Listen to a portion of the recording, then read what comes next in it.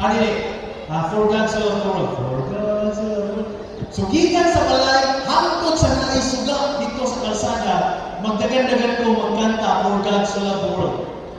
Wagin ko nakadumdum sa wali sa pastor, wagin ko nakadumdum sa gitudlo sa teacher na mga words na pero ang kanta na gitudlo sa teacher, wagin determine ako madumduman kung naa ako sa like fear and time na adunay mga challenges. Song. But since you chose the thing we praise, we give, we preach, we'll focus today. I think when you happen, we'll talk more about music. But I would like to tell you, as much as God uses music to elevate our relationship with Jesus Christ, it is also used by Satan to destroy our relationship with Christ. Music is a big deal. Music is a big thing. It is one of the evidence of your relationship with Christ. What are the music, what are the songs that you are singing reflects your relationship with Christ. But we will talk more about that later on. Mamaya kanyang hapon na siguro. We chose the verse for today. I will declare from my point. Isaiah chapter 6 verse 3. Holy, holy, holy is the Lord of hosts. The whole earth is full of His glory. Let us bow our heads for prayer. Heavenly Father, we pray that your word will make so much impact in our lives today, that your message will bring us to a better relationship with Christ. In His name we pray. Amen. There is nothing in the Bible that says love, love, or God is love, love, love. Nothing. There is nothing in the Bible which says God is merciful, merciful, merciful. Nothing. There is nothing in the Bible which says God is understanding, understanding, understanding. Nothing. However, twice in the Bible, one in Isaiah, second in Revelation, which describes this particular character of God repeated thrice. Holy, holy, holy. In the ancient culture, ancient literature, o sa Biblia, mga kaigsuunan, repetition implies importance. Martha, Martha, Martha. You know, once words in the Bible are repeated, it talks about God wants to get the attention and God wants to emphasize something.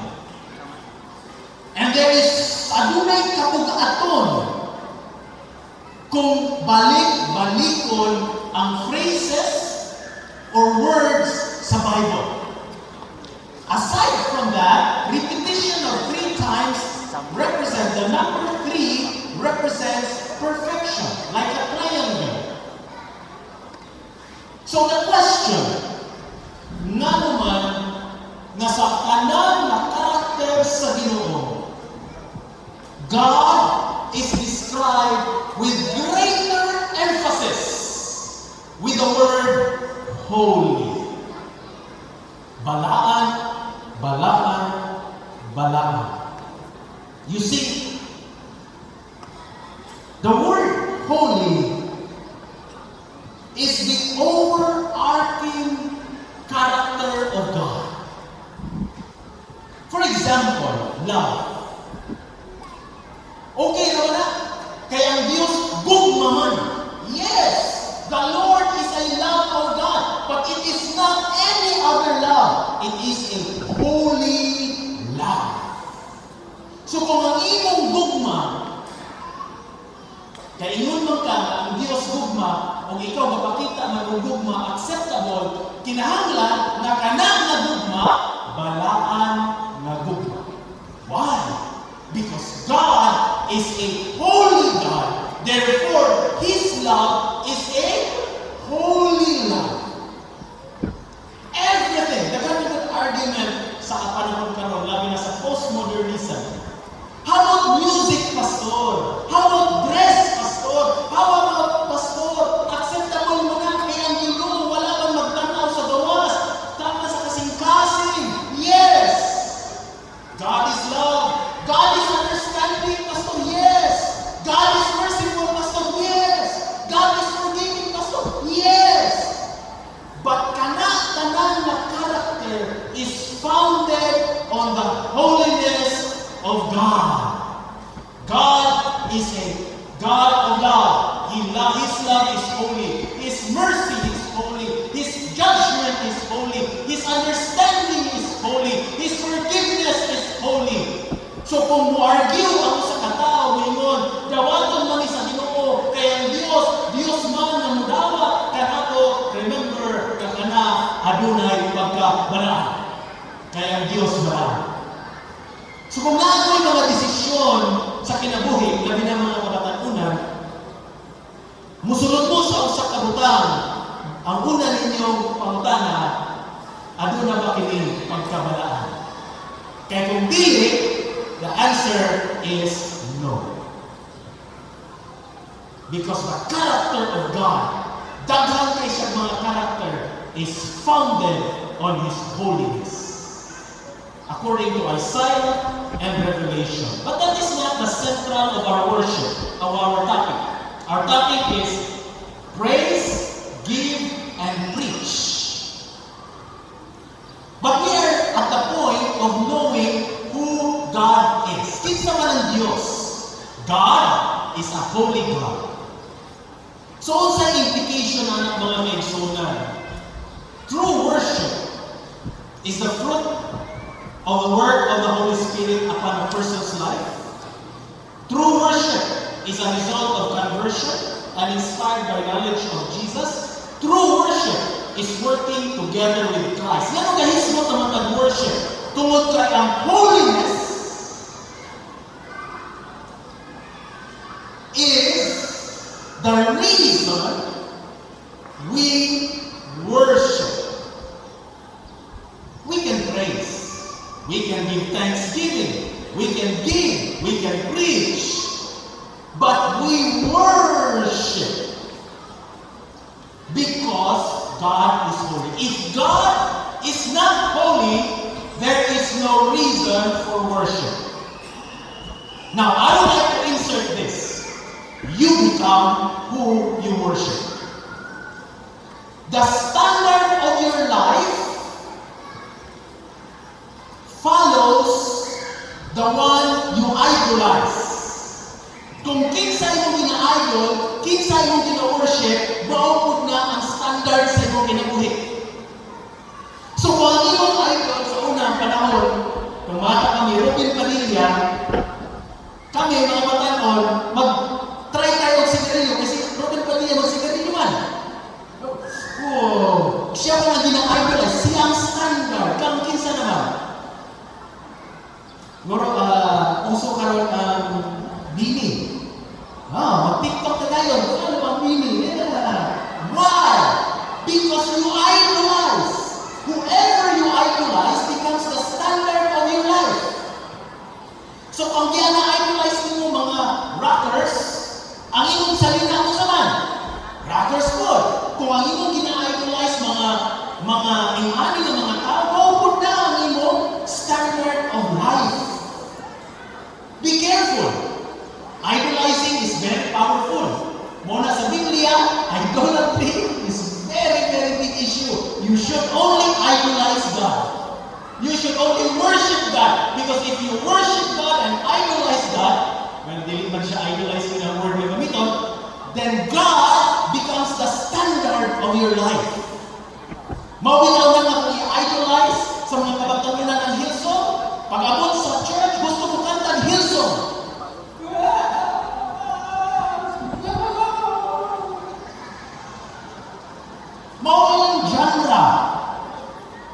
Kung ang i-idolize mga asilas, mga pori nilang kinantahan.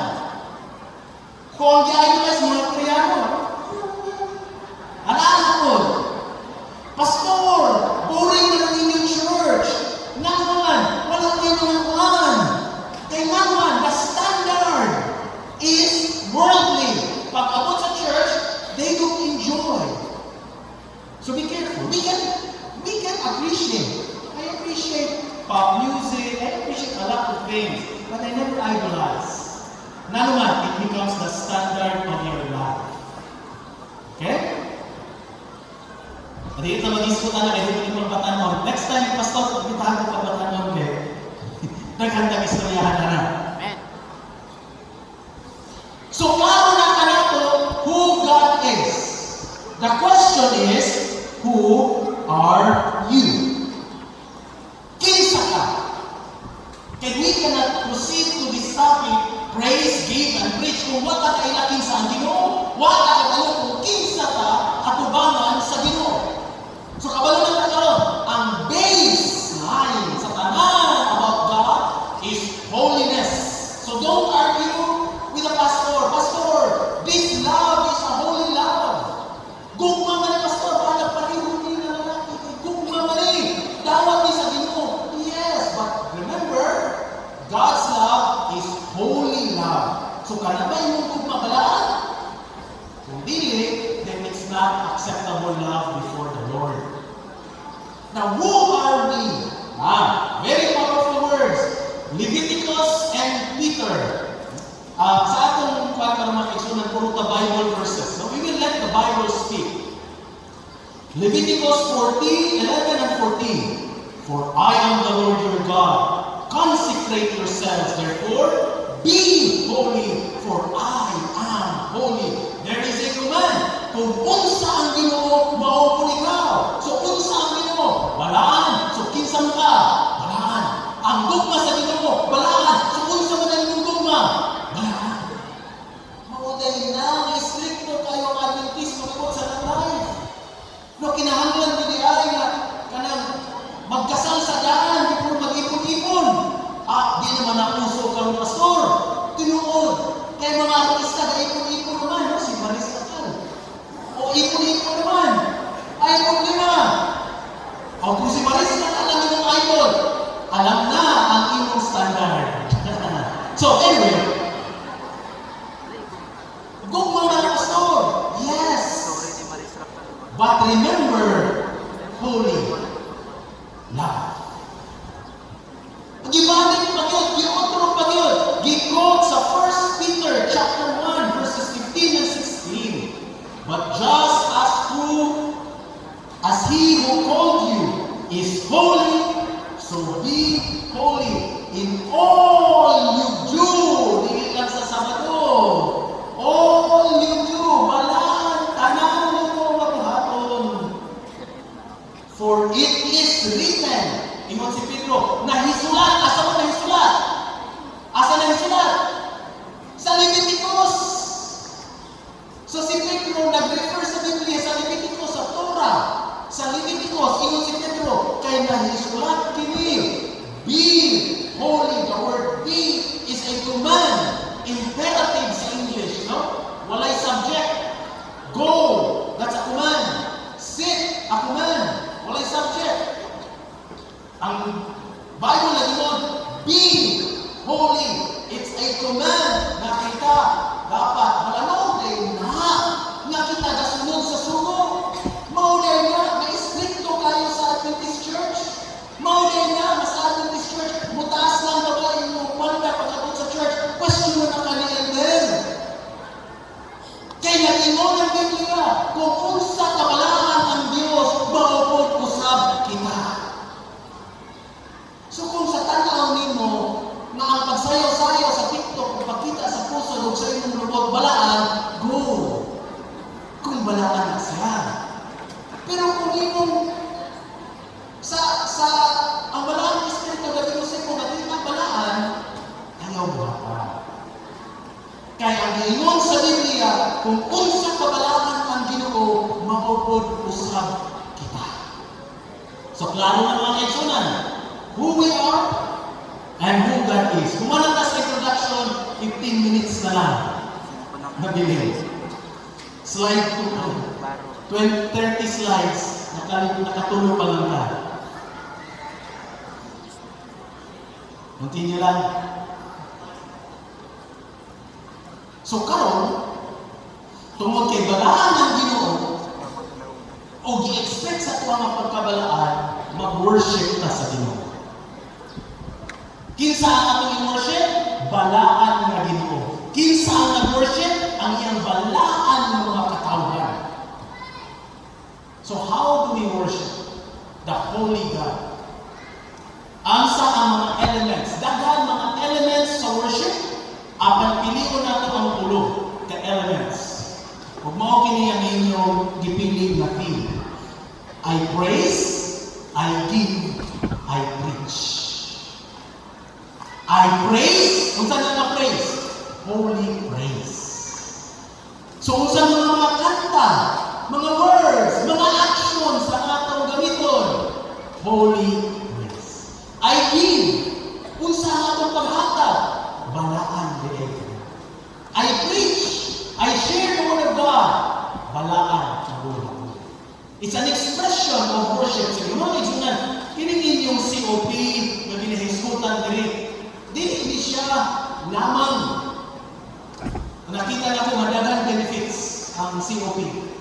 Pero dili lamang doon ka na hinungdan lamang gaga COP ka because we worship the Lord. Na at music festival, mga bata, nakanta, praise the Lord. Pero dili ka na magpasundayag sa talent nga para makayo ang parent di ka maayo sa na maayo din mo kanta. Dili lang dihatanan na human. Ginapakanta na ito ang mga kabatanuna, mga kabataan, bisan kita nakanta because we worship the Lord. Gaya evangelism ta, gawali ta. Ngano, tungod kay ingon ang misyon magpali, tungod kay na-report sa baptismo, no! Because we worship the Lord. Unsa man yung praise? Unsa ning praise?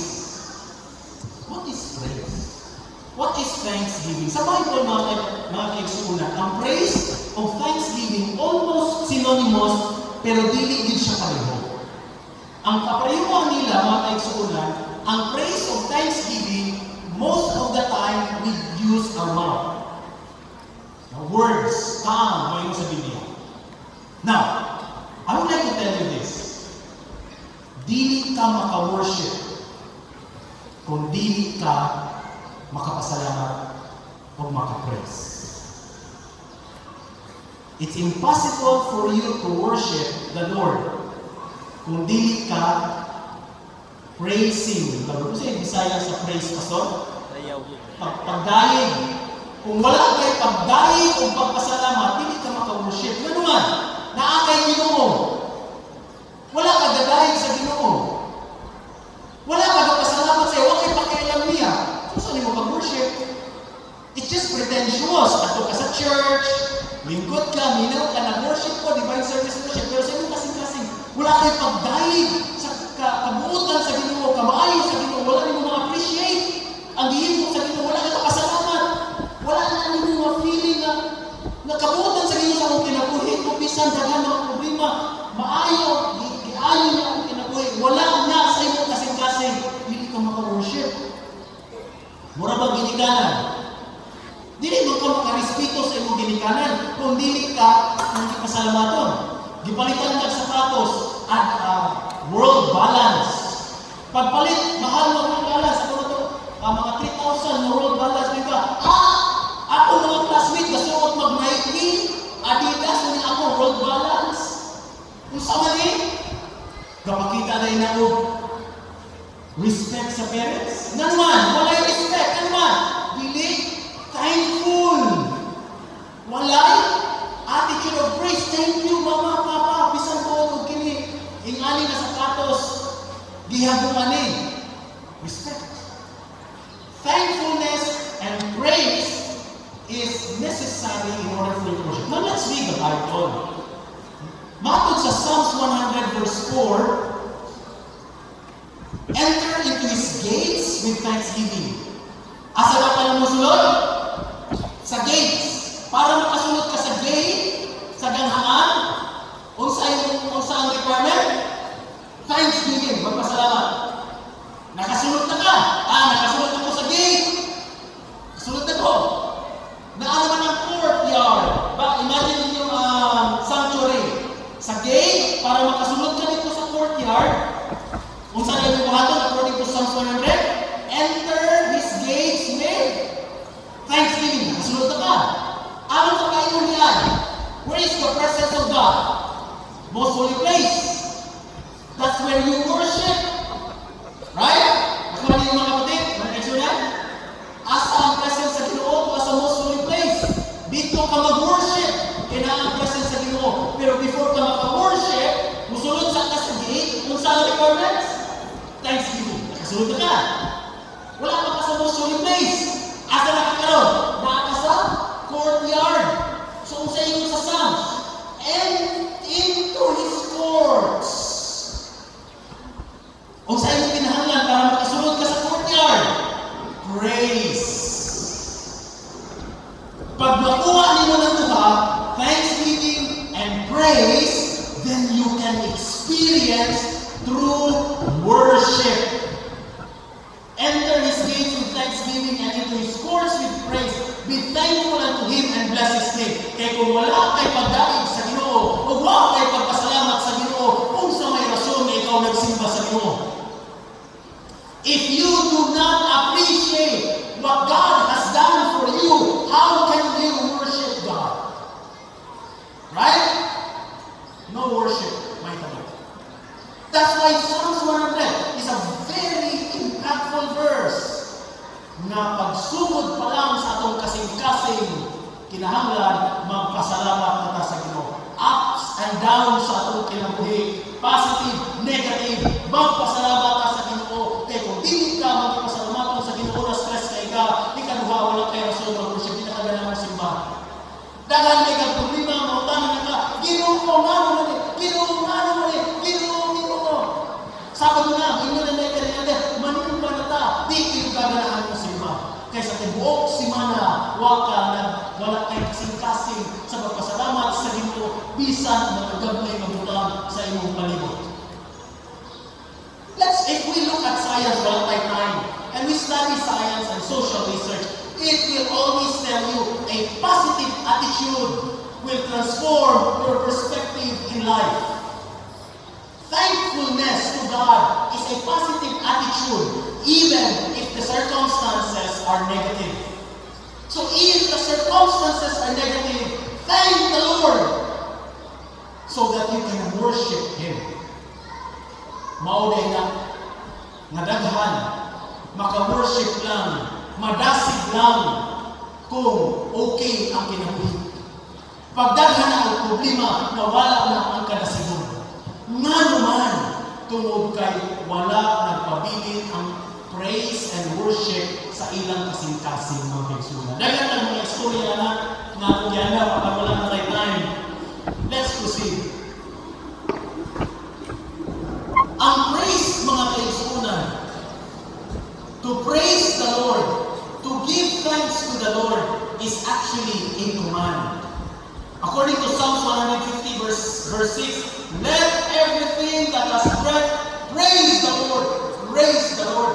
Ginasugo kita sa Ginoo to praise Him. It's not an option. Praise the Lord. Thank the Lord. Kabalo ang Ginoo. Kinahanglan kayo nato ni. It's not for Him. It's for us. Imagine ninyo mga isunan, ako kayo ng problema. Daghan pa kita nakasulay ng daghang problema diri.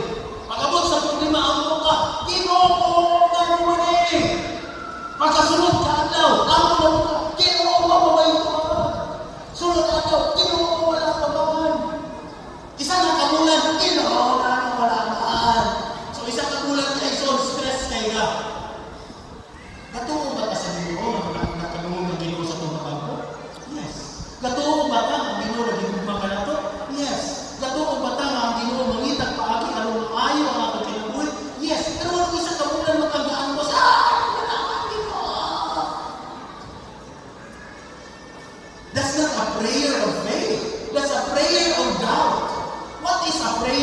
faith. This is a prayer of faith.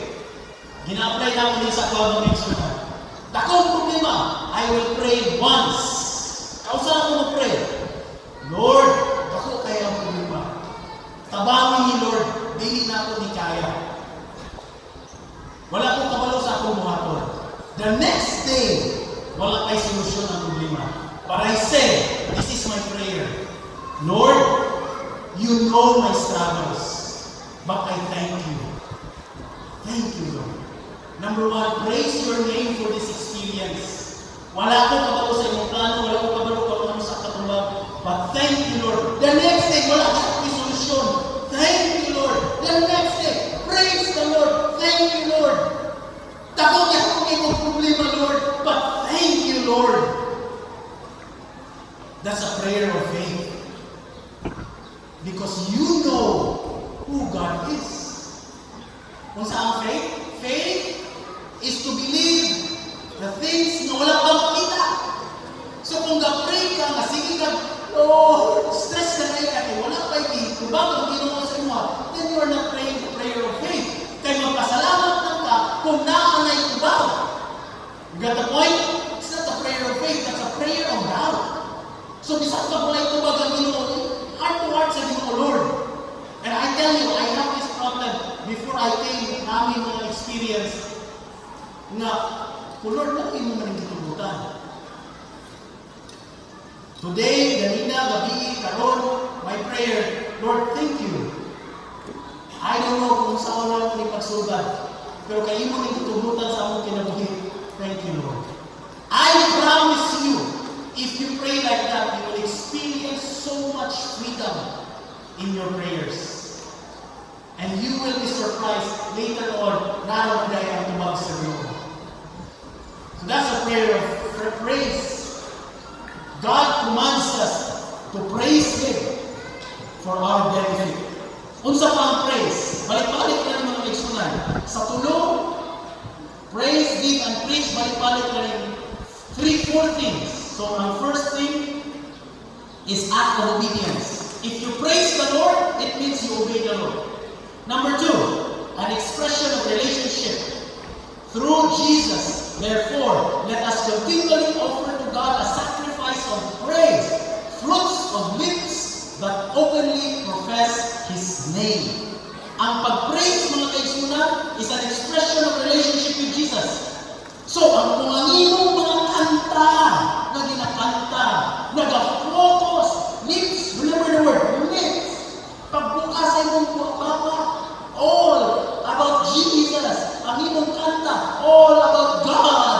It shows your relationship with Christ. Pero kung ang imong kanta, pagbuka, ganahan ka, ang imong ginakanta, kadaan daw, Despacito. O uban bang mga kanta, it reflects what kind of relationship you have with Jesus. Pastor, kumuha ko sa diskuhan. Acceptable ba na sa Adventist? Kung pag-ato nito sa diskuhan, and through Jesus you can say, in Jesus' name there is a diskuhan, I praise you. Then that's acceptable. Pero kung hindi ka maka, in Jesus' name, I praise you dito sa diskuhan, hindi ka na siya acceptable.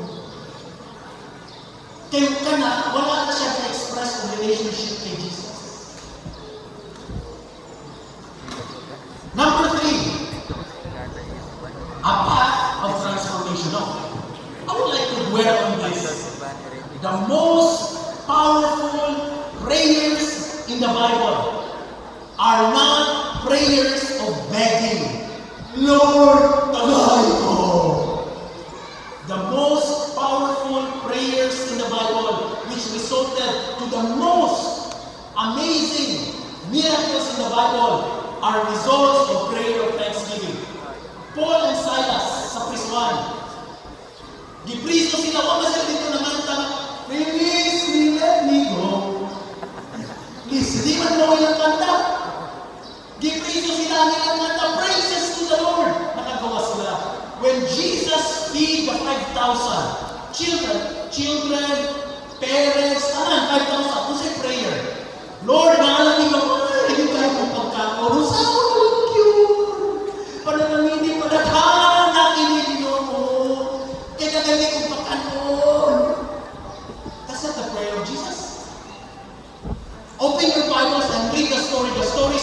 Jesus said this, Lord, Father, I thank you for the fish and bread.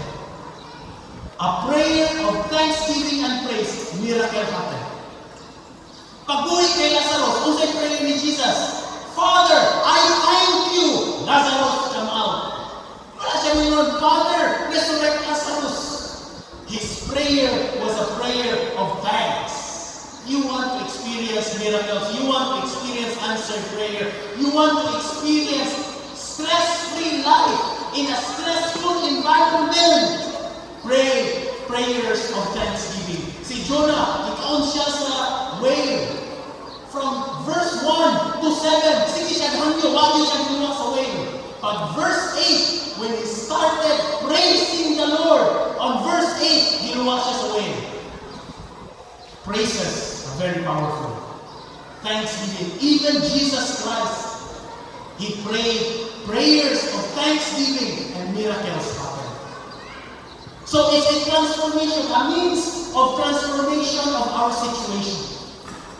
Gusto natin mausap ang atong sitwasyon, isip na magtotoo, whether positively or negatively, because sometimes negative experiences is positive for us. Wala lang tayo time to tell stories na. I will not tell the stories. Pray the prayer of thanksgiving. It will transform your situations in life.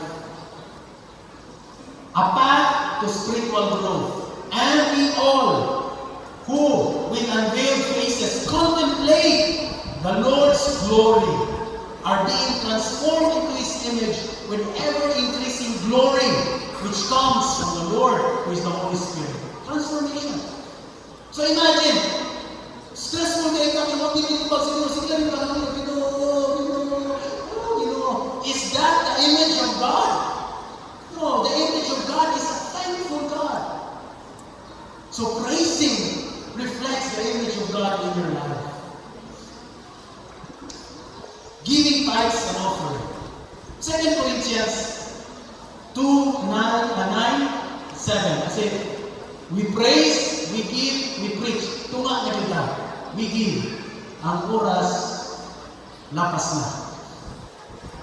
Lain ang tinagawan sa pasensya. Thank you kayo. Masabi, talagsara ko din. Joke lang naman kayo sa'yo. Smile naman sa'yo. Each one give as he has decided in his heart, not reluctantly or under compulsion, for God loves a cheerful giver. I heard a report sa COP mga kaisunan. It's very good. It's very good promotion. Continue promoting. Ayaw pamutos.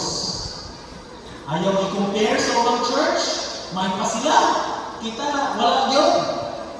No? Bahala na kung mag-compare. Do as your heart dictates. Kaya kung mawala na siya, wala na nag-worship. Generosity comes because we are thankful, we are praiseful, if there's such word, and grateful. Muna nga muhat ata. Dili tungod guys, si Picas Church, mas ako naghihatag kita 10% ka lang. Sila naka 100%. Uy, panghatag mo! Ulaw kayo, mag-reporting na. It's not worship. However, if you allow the Holy Spirit to work in your lives by beginning to be thankful, praiseful, and grateful, your giving of worship, your worship through giving will grow. Now, notice this. Sa atong divine service, unsay muna? Kanta. Unsay sunod? Collection of offering. Unsay katulo? Sermon. Ano na yung process tayo? We praise, we give, we preach. Right? Muna na natin collection of offering during divine service because that's worship. Giving is worship. It's an act of obedience. We repeat the same things. Bring all the tithes into the storehouse, that there will be food in my house. It's an expression of relationship.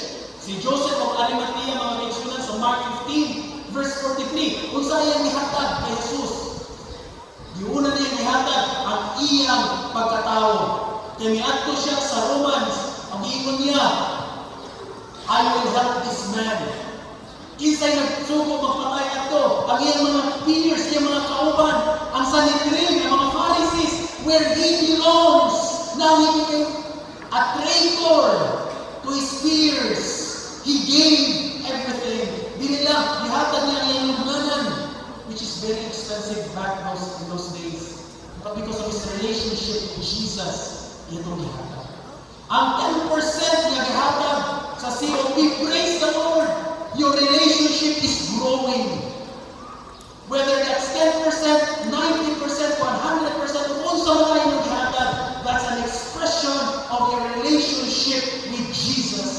Don't double your giving. Double your relationship with Christ, and your giving will follow.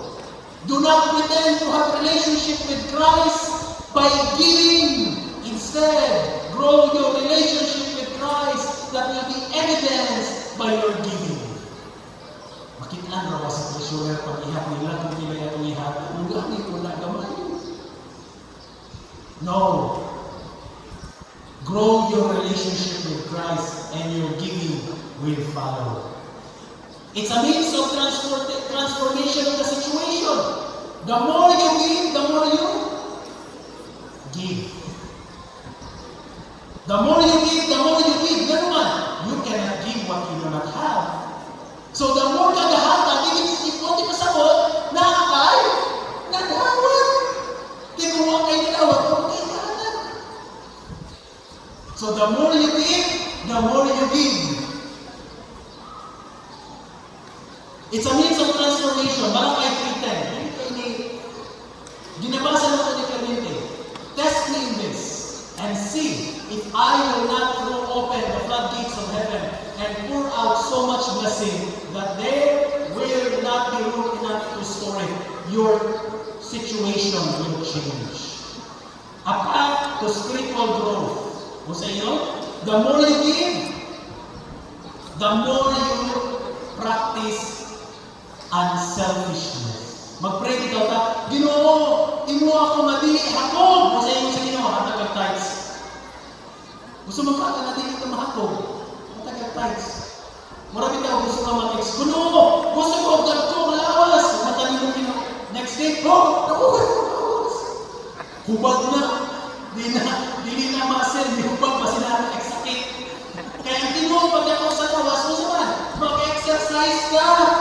Maupod niya, kumuhangin pa sa Ginoo. Ginoo, help me to be unselfish. Ginoo, hatag ka tayo sa offering. Because that's our practice to be unselfish. Sa una, katungo ko maantay sa offering is a ritual. Ritual, parang, kaya mga ko church, magdalawang kwarta, muhantad ko.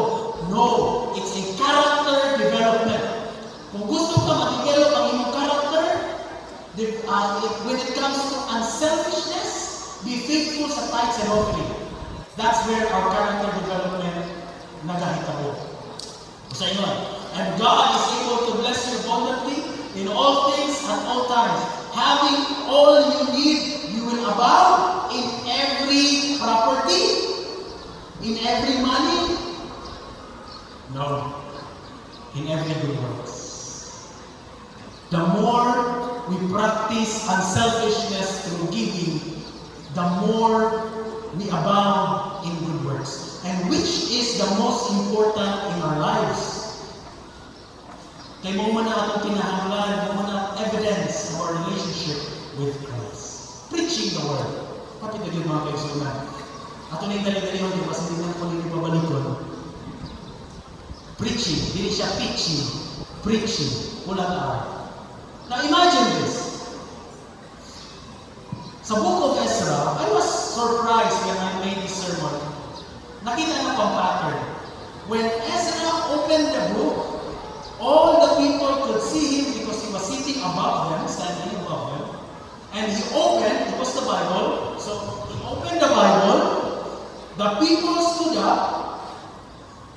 Kung sa'yo lang isulihin mo ni Ezra, he praised the Lord, the great prayed God, and all the people lifted their hands and responded, Amen, Amen. And they bowed down and worshipped the Lord with their faces on the ground. It was actually opening the Bible and reading the Bible. So let's say we can consider it as preaching. Preaching is part of worship. And preaching is a command. Matthew 28, verse 19 to 20. Go ye therefore and make disciples of all nations, baptizing them in the name of the Father, of the Son, and the Holy Spirit, teaching them to obey everything I have commanded you. Pastor, teaching man, hindi mo na preaching. Kaya teaching, dapat kayo coverage. Daghang klase sa teaching. Usa ka aspect sa teaching is preaching. So, appeal na preaching. Usa pa, it's an expression of relationship with Jesus. Consequently, faith comes from hearing the message, and the message is heard through the word about Jesus Christ. So, sa usa ka classroom, kinsa may pinaka-bright? Sa classroom, ang pinaka-bright sa teacher. Manuman, kay ikaw, usa na natin yung hapon na subject. Si teacher, mo retire na, 30 years of experience, maura na subject niya yung ginatudlo. After 29 years, wala na nagdala lesson plan, wala na nagdala o libro, memorize na nagdala ni teacher, kaya pabalik-balik. So if you want to know the Word of God, you preach, you teach it. Katong layman ko sa unang mga kaigsunan, hindi na kumapay Biblia, memorize na ko ang pasunod sa mga Bible study. Katuwaan ako, nag-layman, kailangan ko sa office work, kalimot na gitahon ko. Kaya wala naman ko nagtudlo. Katuota na teaching, God can teach people. God can use the angels, dreams.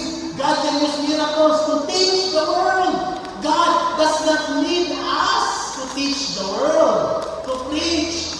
We need to preach the word for ourselves, not for God. Because the more we preach, the more we know, and the more we know, the more we grow. We think that we are doing God a favor by preaching. God does not need us. God can always find someone else. But we need it. Kitaan namin nahanglan mo ng atong buhaton for our own good, for our own sake. So ayaw ninyo kasabi nga si Pastor lang si magwali. Kasi Pastor lang bulambo sa relasyon sa Ginoo. Pastor, kisa na magwali sa krusig. Ako, adi ni Pastor, kami na po mga elder. Kami na ang magwali. Ikaw naman permi. Ikaw na mulambo ali. Ikaw gusto ko permi. Because it's an opportunity. It's an opportunity to grow. So don't be afraid. It's a means of transformation. Test me in this, says the Lord Almighty, and see, nabalik. A path to spiritual growth. Then the disciples went up and preached everywhere, and the Lord worked with them and confirmed His word by signs that accompanied it. So that, kung sa inahimong may tapos sila mga kaigsunan, they experience the miracles of God when preaching the Word of God. In conclusion, kumanahin ka mga kaigsunan. Who is God? God is holy, holy, holy. Kinsa ka? We are God's children who are holy, holy, holy. Therefore, tanan nato nga buhat nining kalibutan. Bisan pag malibang ka, holy, holy, holy. Malimang na malibang, kaya dito nagdalang cellphone, bisan mo sa ibang tanaw. Samtang nalibang, hugay kayo nakagawas, nakaigit na lang ang gahulat sa gawas. Wa pagid kagawas, ay sige cellphone, dito katanaw sa mga bawal. Bisan pag malibang ka, balaan ang imong tayo. Seryoso ako na ito, balaan. Holy. So then, if God is holy, and we are holy, unsay gagawas sa atong mouth, sa atong mga bata, unsay gagawas sa atong actions, praising and thanksgiving.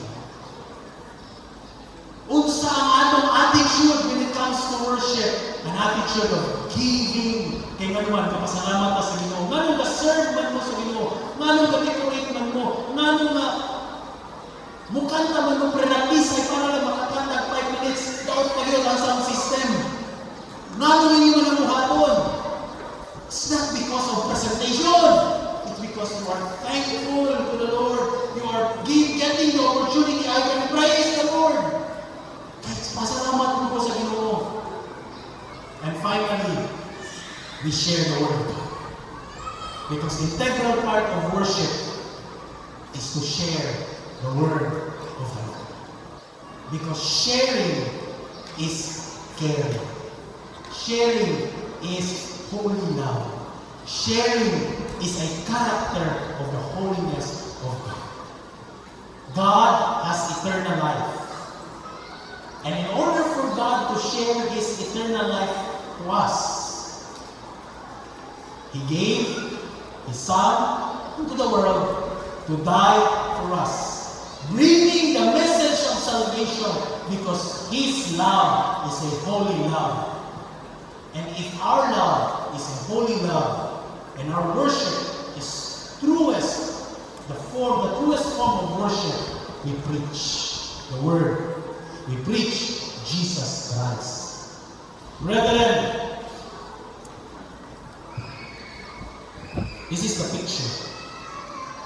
Your theme, I give, I praise, I preach, boils down to I worship.